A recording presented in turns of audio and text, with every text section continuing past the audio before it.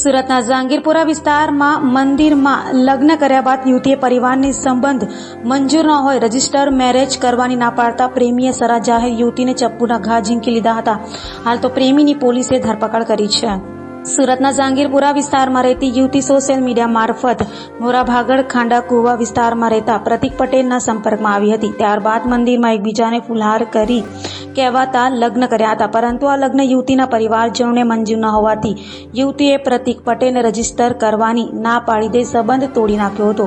જેથી ઉશ્કેરાયેલા યુવક પ્રતિક પટેલે યુવતી પર જીવલેણ હુમલો કર્યો હતો. યુવતીને ચાલુ બાઇક પરથી પાડી દઈ શરીરે ઉપરા છાપરી ચપ્પુના ઘા મારી ગંભીર ઈજાઓ પહોંચાડી હતી. આ સાથે જ ગુપ્ત ભાગ પાસે એક ઘા સહિત 4 ઘા માર્યા હતા, જેથી યુવતીને સારવાર માટે હોસ્પિટલ ખસેડાઈ હતી.